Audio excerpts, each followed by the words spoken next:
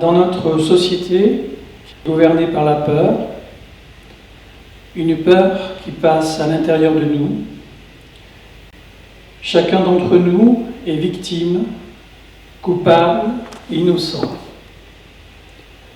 Dans cette société qui ne croit plus au grand récit, ni même à l'idée du progrès, comment pouvons-nous trouver un avenir? Quelle vérité profonde donner au sens de nos vies? Devons-nous nous retourner sur nous-mêmes en espérant une révélation intérieure, au risque de nous regarder à l'infini, de nous perdre dans un narcissisme qui nous coupe des autres? Ou devons-nous nous confronter à l'autre, aux autres, combattre nos fantômes intérieurs, des forces qui nous dépassent, au risque de perdre la bataille et de ne jamais trouver notre vérité profonde?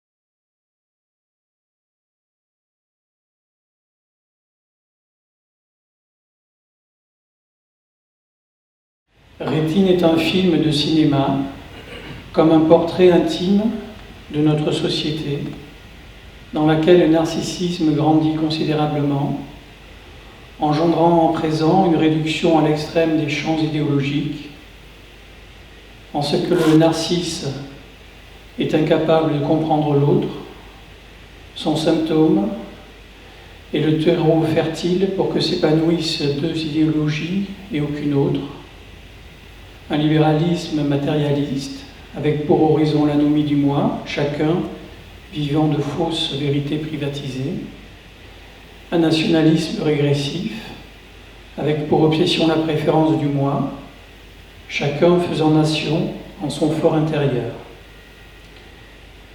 À nous, les inaffranchis de ce moi qui nous échappe, nous le connaissons si mal, le cinéma révèle ses secrètes profondeurs et ses monstres, car le cinéma, c'est projeter en grand, c'est voir en monstre.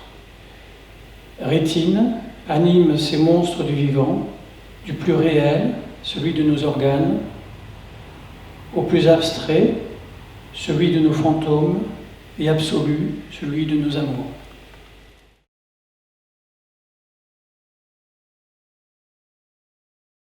La rétine, c'est la membrane intérieure de l'œil destinée à recevoir les impressions lumineuses et à les transmettre au nerf optique. Pour cette raison, elle peut être considérée comme un double miniature de l'écran de cinéma. Surface destinée à recevoir la lumière et à la transmettre à nos esprits.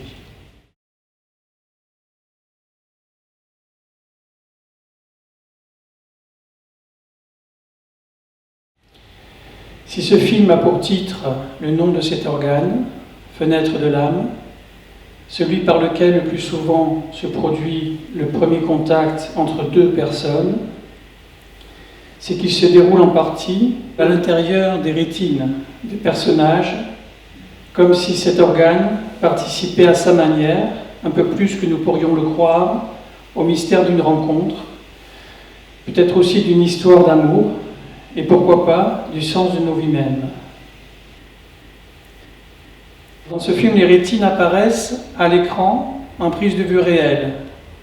Ce seront les rétines des acteurs, offrant au public une expérience de vérité doublée d'une fascinante plongée dans les profondeurs de cet organe, comme dans une mer de corail intérieure encore inconnue.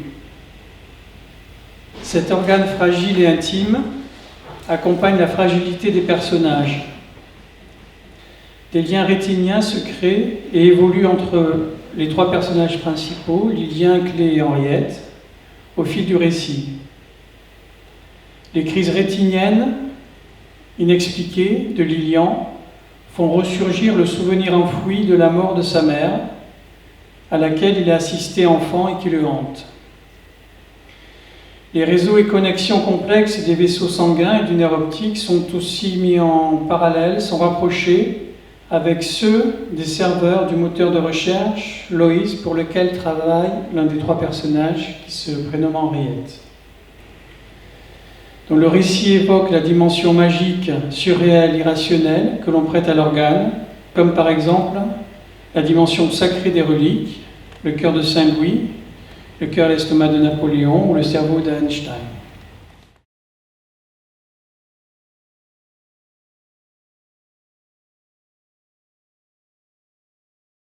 Le synopsis du film est le suivant. La vie de Lilian est bouleversée par sa rencontre avec Clé, son double. Rétine est une romance fantastique singulière, soutenue par une narration créative mettant en scène des personnages dans une touchante fragilité. L'interprétation du double rôle de Lilian et de Clé offre une remarquable performance d'acteur, fascinante pour le public. Un lien émotionnel se développe tout au long du récit, sans identification à ce double, offrant ainsi au public le recul nécessaire à l'esprit critique et à la réflexion.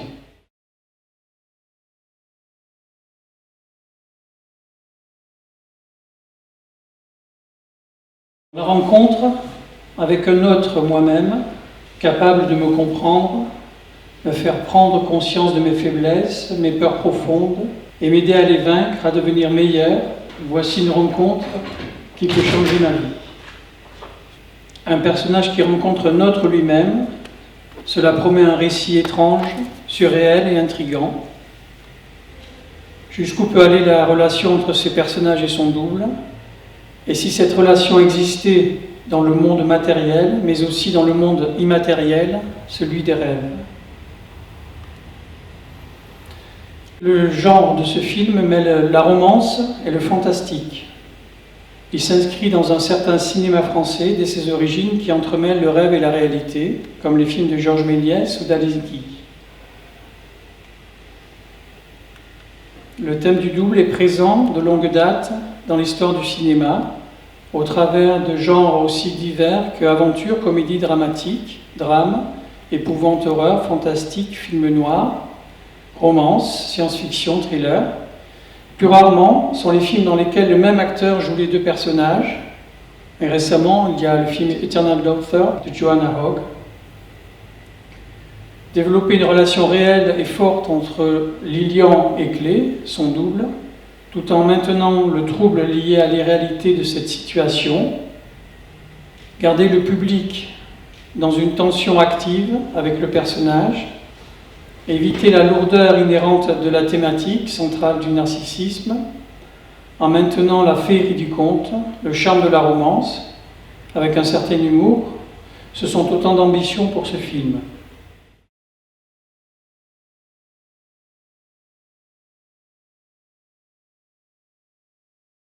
Nous avons tous nos fantômes, comment vivons-nous avec ?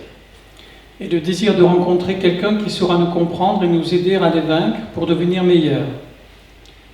Lilian accueille Clé dans sa vie.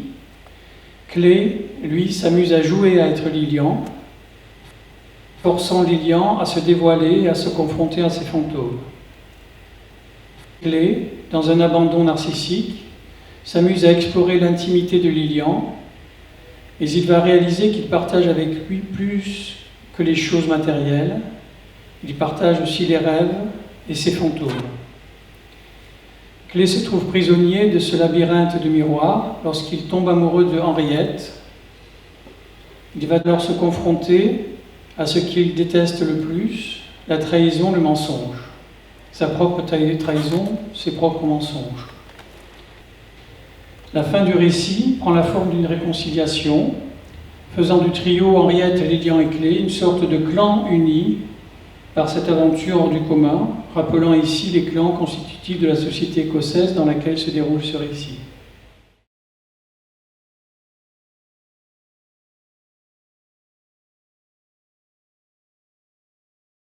La ville d'Édimbourg, principal lieu de cette histoire, dresse côte à côte ses buildings de verre et ses bâtiments de pierre, comme son château semblant surgir de l'immense rocher sur lequel il est bâti.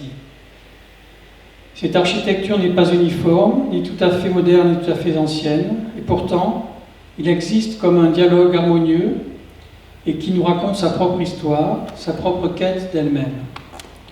Nous nous perdons dans cette architecture de pierre et de verre, dans ces labyrinthes d'escaliers et de ruelles étroites, comme dans un monde d'illusions. La lumière participe de cette atmosphère si particulière par ses clairs-obscurs crépusculaires entre chien et loup et ses cieux étranges.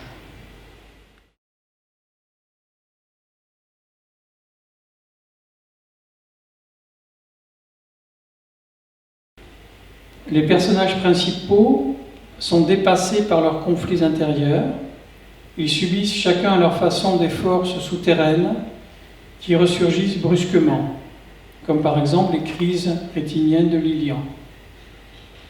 Ce sont autant d'irruptions volcaniques, comme le volcan sur lequel est bâtie la ville d'Édimbourg. Rétine nous plonge dans l'œil du volcan, un volcan intérieur, celui des trois personnages principaux, Clé, Lilian et Henriette.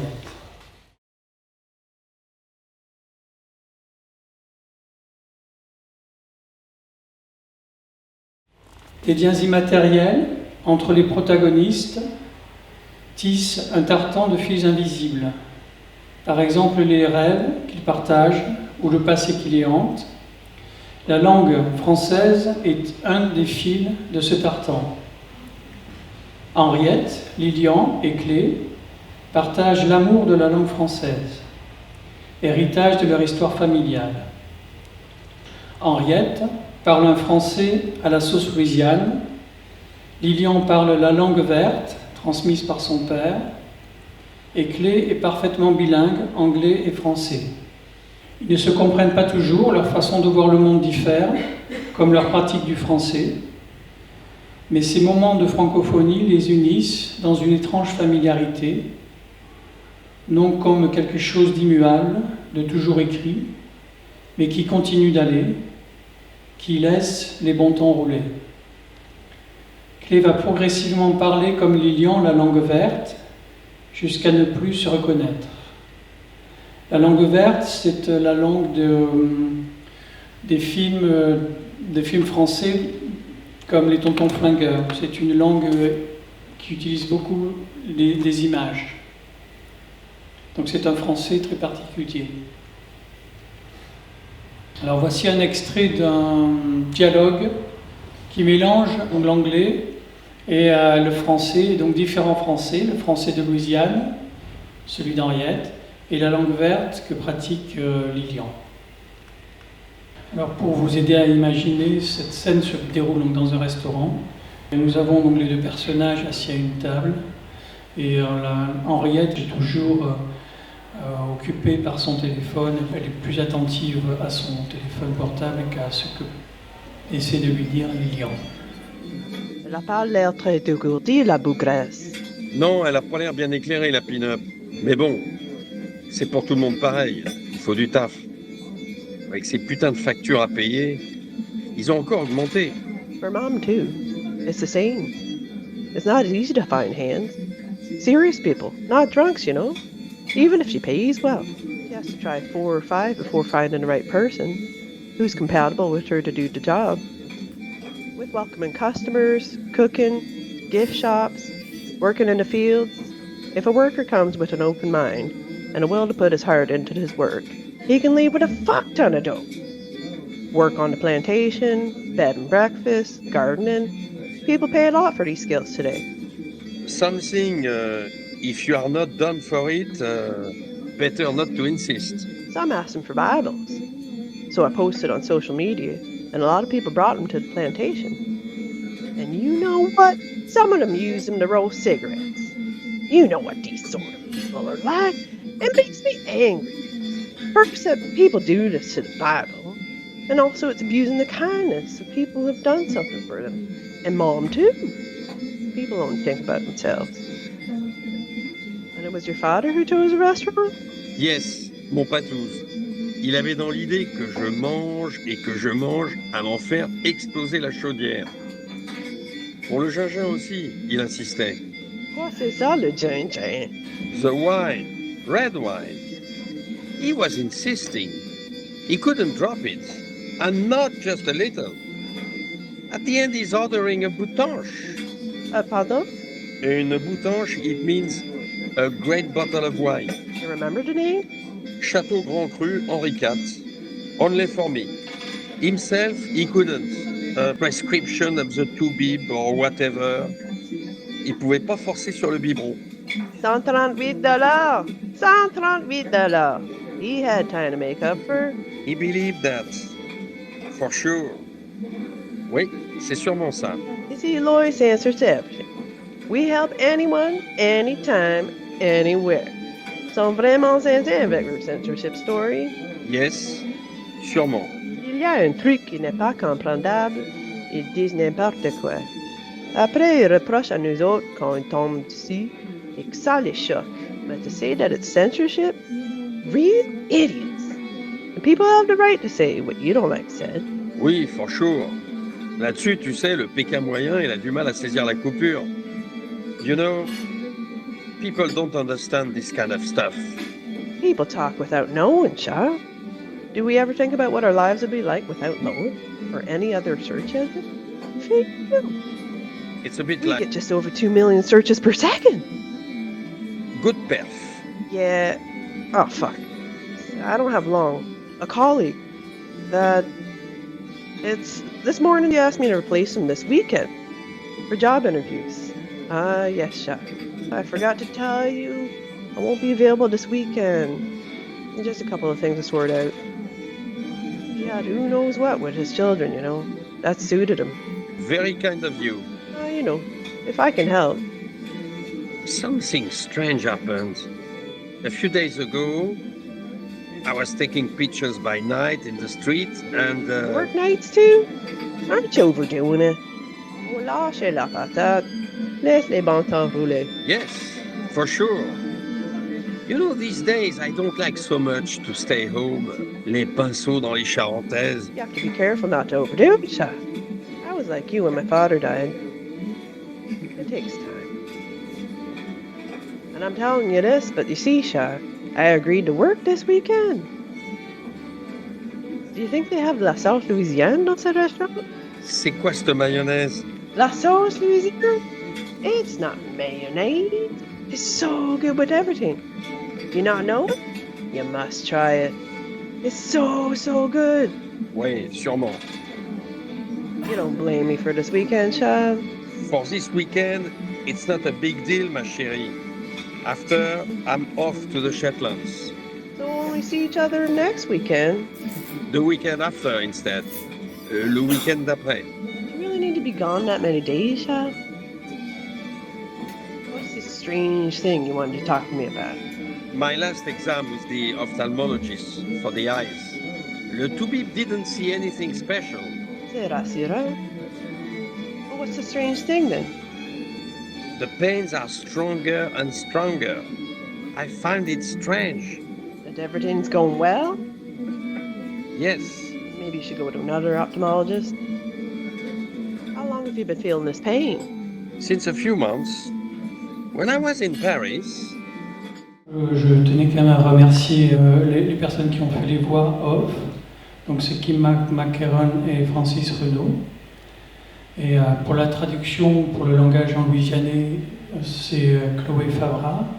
Pour la langue verte, c'est aussi Francis Renaud, qui est spécialiste de cette façon de parler le français. Après, l'écriture des dialogues s'est faite en français initialement, donc ça a été mon travail. Puis les parties anglaises ont été traduites par David Marr, qui est un Écossais.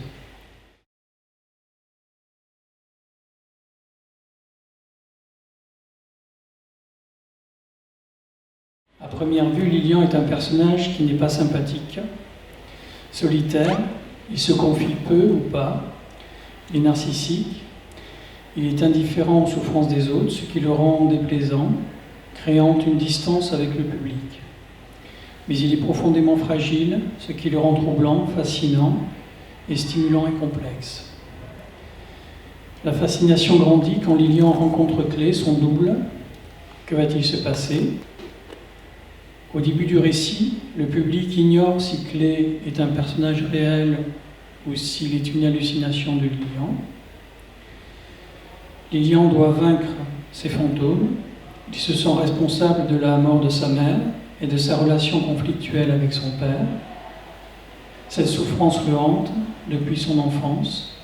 Il ne peut en parler, ce qui l'empêche de vivre pleinement sa vie, de trouver le sens de sa vie.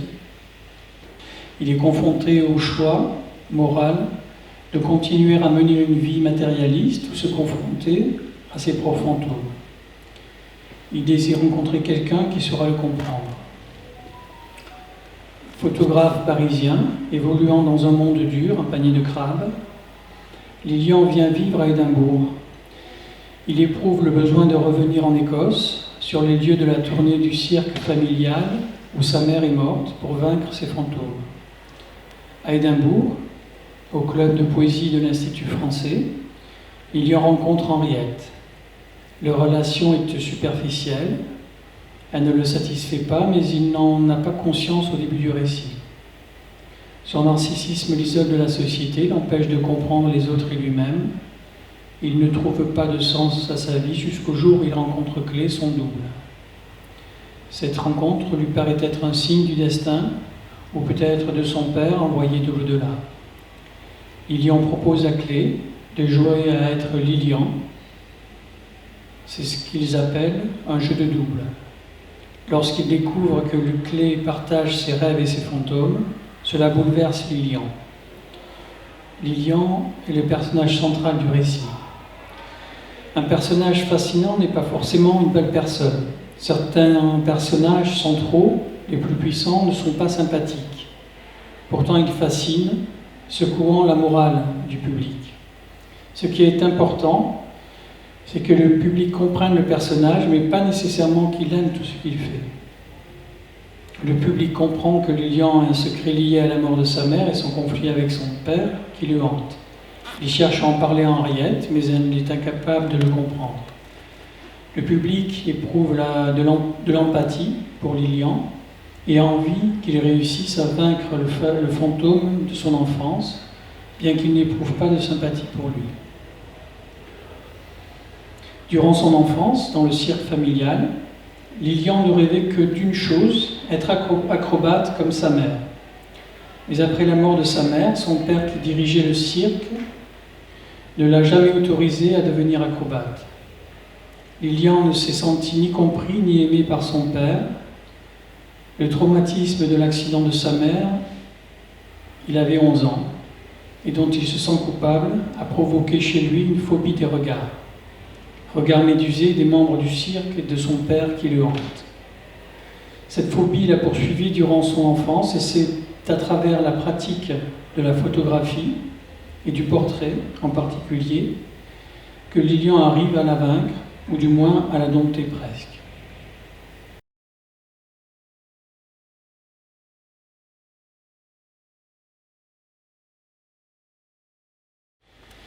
Clé, qui est donc le double de Lilian, est un enfant star d'Hollywood. Son plus grand succès fut le rôle d'un enfant vivant dans un cirque lorsqu'il avait 11 ans, American Circus. Clé est né à Paris, son père est français, sa mère écossaise, tous deux médecins. Il a environ 7 ans lorsque ses parents décident de partir vivre aux États-Unis, à Hollywood, pour y ouvrir une clinique de chirurgie esthétique. Ils font rapidement fortune auprès d'une clientèle d'acteurs et d'actrices et de producteurs. Clé est alors remarqué par un producteur et il est propulsé dans l'industrie cinématographique hollywoodienne. Ses parents ne trouvent pas leur bonheur dans cette vie de luxe superficielle. Ils décident de vendre leur clinique à un fonds de pension américain pour une somme qui leur garantit une vie confortable, ainsi qu'à Clé. Et ils s'engagent dans l'humanitaire. Ils quittent Hollywood, mettant fin à la carrière prometteuse de Clé. Dès lors, Clé mène une vie d'apatride. Il suit un enseignement en français et en anglais, parfait bilingue, qui est prescrit par ses parents lorsqu'ils ne sont pas en mission humanitaire, par sa nurse franco-britannique, et plus rarement dans des écoles privées dans lesquelles il n'a pas vraiment d'amis. Il est parfois victime des trahisons et mensonges des autres enfants. il est plus que tout le mensonge, la trahison. Il désire rencontrer quelqu'un qui restera toujours auprès de lui. Voyageur éternel, il aime jouer un personnage différent dans chacune de ses destinations, se costumer et séduire, relations superficielles et brèves, auxquelles le plus souvent, ce n'est pas lui qui met fin. Il poursuit ainsi son rêve d'acteur, individualiste, inconséquent, incapable de donner une dimension collective au rôle de l'acteur, qui est celle d'aider les autres à rendre visibles leurs fantômes profonds pour les dépasser. Clay vient à Édimbourg car il aime cette ville, à la fois charmante et étrange, et pourquoi pas y faire une nouvelle conquête, avant de retrouver ses parents, qui vivent à présent isolés dans le nord de l'Écosse, où il passe une douce et paisible retraite à l'écart du monde. Là où ils vivent, il n'y a pas de réseau mobile.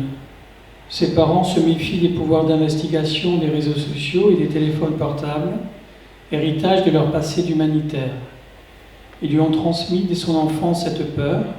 Clay n'a pas de téléphone portable, il n'est pas présent sur les réseaux sociaux, il mène une vie en marge du monde numérique.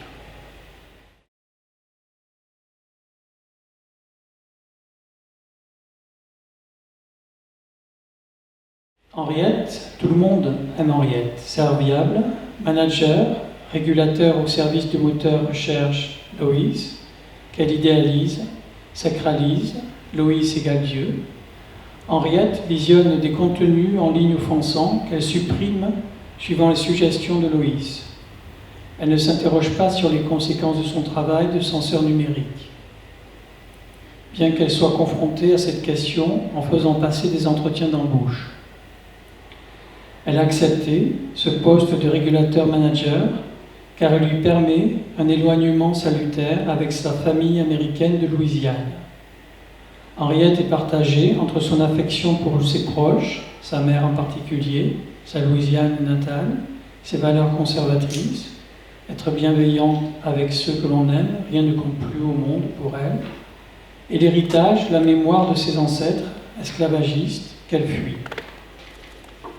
Henriette aimerait supprimer de sa mémoire ce passé qui la hante aussi facilement qu'elle supprime le contenu numérique offensant.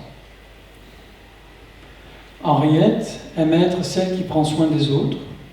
À cause de son narcissisme, elle est incapable de comprendre leurs problèmes profonds. Elle éprouve pour Lilian de l'affection et croit qu'il pourrait être celui qui va lui faire oublier son passé. Il pourrait être celui avec lequel construire son avenir, mais il manque comme une flamme dans leur relation.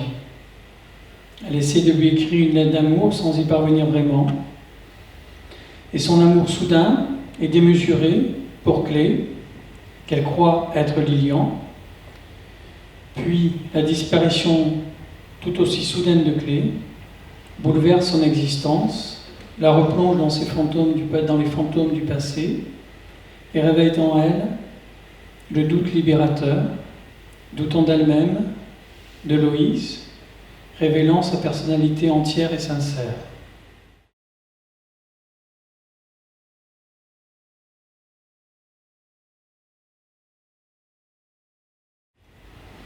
Le père de Lilian, lui, était clown et directeur du cirque familial. Il apparaît en Lilian en songe, parfois éveillé. Toute sa vie, il s'est reproché de ne pas avoir empêché la chute fatale de sa femme, qu'il aimait plus que tout, lors d'un numéro d'acrobate. Il s'est dès lors refermé sur lui-même et s'est opposé au rêve de son fils de devenir acrobate, ce qui a nourri un conflit entre eux.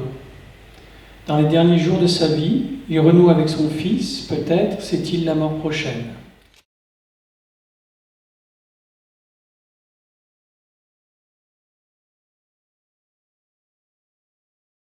Alors à présent, je vais vous parler un peu plus de l'aspect créatif de la narration de ce film. Jusqu'à présent, nous avons vu ce qui structure les personnages, les propos du film, donc l'aspect théorique des propos, si vous voulez. Là maintenant, c'est davantage la théorie créative de la narration. notamment avec l'image. Le cinéma, c'est quand même un art assez récent, qui est très formaté. Nous sommes aussi tous habitués à une certaine façon de raconter les choses. Et je vous propose de prendre beaucoup de recul sur ça. Et donc je vous propose d'imaginer que dans 1000 ans, ou dans 10 000 ans, il y aura autant de différences entre le cinéma dans 1000 ans, dans 10 000 ans et le nôtre, que la différence qu'il peut y avoir entre les Taureaux de Lascaux et le portrait de Marilyn Monroe par Warhol. Nous vivons tous un changement puissant dans notre société. Ce changement concerne aussi le cinéma, cet art populaire que nous aimons tous. Ce changement, c'est l'intelligence artificielle. L'IA est capable de produire des scénarios, des voix off et même des acteurs numériques. Avec l'IA, on ne sait plus si l'acteur qui joue dans un film est réel ou généré par un ordinateur. On ne sait plus si l'émotion que nous ressentons devant ce film est le fruit de l'imagination humaine ou le résultat d'algorithmes. L'IA nous oblige à être lucides sur notre expérience du cinéma. Peut-être que dans un futur proche, nous distinguerons deux genres de films, ceux dont la narration sera générée partiellement ou totalement par l'intelligence artificielle, et ceux d'un cinéma plus organique, ne faisant pas appel à cet outil. Dans chacun de mes films, j'ambitionne une narration créative avec des aspects inédits. Je privilégie une approche organique à chaque étape du film, que ce soit le scénario, le tournage, la musique originale ou la post-production. La narration créative est pour moi le produit de l'organe, considérant la pensée dans sa dimension organique, par exemple les connexions neuronales. Je n'utilise pas l'intelligence artificielle dans le processus d'écriture. L'écriture avec une IA est la production d'un contenu relatif à un sujet résultant d'une performance algorithmique prédéterminée. Une écriture organique et plus généralement un cinéma organique résulte à la fois de la qualité et de la performance de l'organe, mais aussi de sa fragilité. Et c'est, il me semble, dans cette fragilité que se trouve le champ le plus profond de l'expérience créative.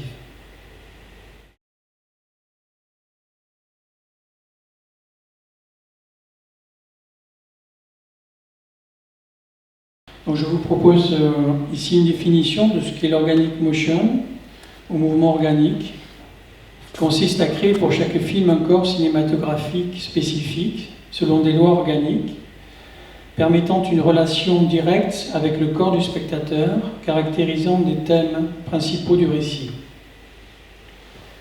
Cette approche organique du film invite le spectateur à vivre une expérience qui ne passe pas principalement par l'action et le rythme rapide du cinéma américain du XXe siècle, mais davantage intérieure, celle d'un cinéma thought-provoking. Elle s'inscrit dans l'évolution récente de notre société européenne vers des pratiques de méditation en pleine conscience, ce que les anglo-saxons appellent le mindfulness. L'organic motion invite le spectateur à vivre une expérience intérieure, un voyage sensoriel comme un retour au corps. Si vous voulez, d'une autre façon, on pourrait dire que les films américains se regardent les yeux grands ouverts et mes films se regardent en fermant les yeux.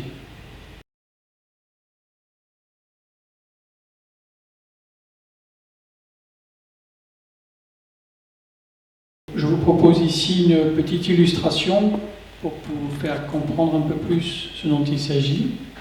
Imaginez une caméra fixe, donc l'image première, numéro 1, qui est posée au bord d'une route et qui filme en contrebas, dans un ravin, une voiture accidentée. Comme tout spectateur, je m'interroge sur le conducteur. Est-ce qu'il est en vie? Va-t-il sortir de la voiture? Mais rien ne se passe. Seules quelques voitures circulent sur le haut, sur la route. Et plus le temps passe, plus j'entends les voitures circuler sur la route, voitures que je ne vois pas. Et plus mon attention est d'abord distraite, puis captivée par le bruit des moteurs. Je pense alors, est-ce qu'une voiture va s'arrêter? Est-ce que quelqu'un viendra? Verra-t-il ce que je vois? Va-t-il porter son secours? Une question peut résumer cette situation. Est-ce que quelqu'un, ou bien le conducteur accidenté, ou bien un autre conducteur, viendra là où je suis, là où est fixée la caméra? Puis imaginez que la caméra effectue un mouvement lent en direction de la voiture accidentée. Donc c'est l'image 2. Plus la caméra s'approche de cette voiture, plus je m'inquiète de ce qui va arriver au conducteur. J'ai peu à peu peur de le voir surgir. Je me sens nerveux, comme si j'étais de plus en plus en danger. Comme si ce mouvement de caméra engageait la sécurité de mon propre corps. Même si en tant que spectateur, je suis confortablement assis dans un cinéma luxueux. Ce sentiment de danger prendra la place de tout autre sentiment et certitude quant à la mort au nom du conducteur. À présent, imaginez que la caméra effectue un mouvement progressif s'élevant vers le ciel, c'est l'image 3. La voiture dans le ravin reste dans le cadre, mais de plus en plus éloignée. J'aurai une sensation surnaturelle, directement motivée par le mouvement de la caméra, qui est un mouvement contre nature pour mon corps, puisque je ne suis pas un oiseau. Rien ne se passe, et maintenant la caméra est suffisamment haute pour voir les voitures rouler sur la route. Petit à petit, disparaît mon espoir que le conducteur est en vie. Ma concentration est distraite par les voitures qui roulent, et je pense la vie continue. La caméra s'élève au point que la voiture accidentée n'est plus qu'un petit détail. Rien ne se passe, et maintenant je suis convaincu que le conducteur est mort, que son âme s'envole dans le ciel, comme le fait la caméra. Et si j'étais un oiseau, pour qui le ciel est un espace de déplacement et de jeu, je comprendrais cela bien différemment. Dans ces trois situations, la même action se produit, rien. La différence réside uniquement dans le mouvement de caméra, et la narration dépend de la manière dont le mouvement de la caméra est en relation directe avec le mouvement du corps humain.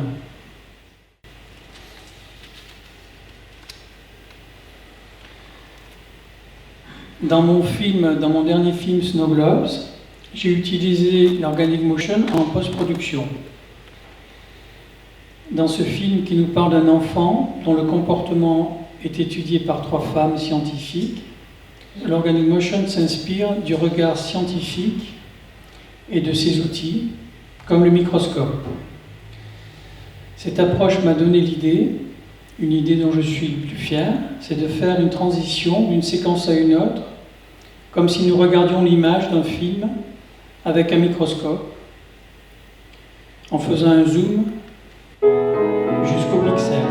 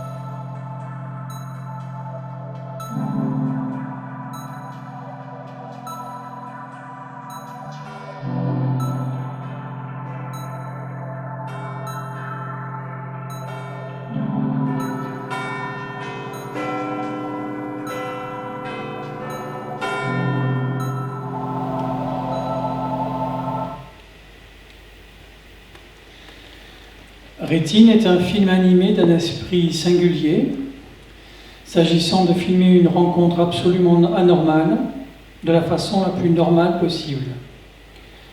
Ce film demande une préparation particulière pour les séquences de double, dans une collaboration étroite entre le réalisateur, le chef opérateur, le chef monteur et l'acteur.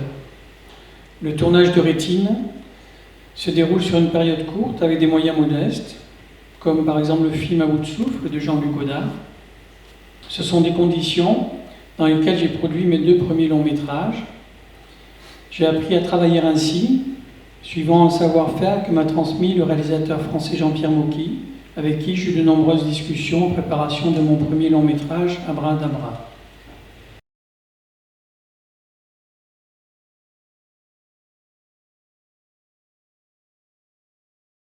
Pour préserver un rapport brut avec le public, comme celui vécu avec l'organe, il ne s'agira pas de produire un film sophistiqué esthétiquement. Je pense au court-métrage film Samuel Beckett avec Buster Keaton, particulièrement pour les étranges crises rétiniennes de Lilian.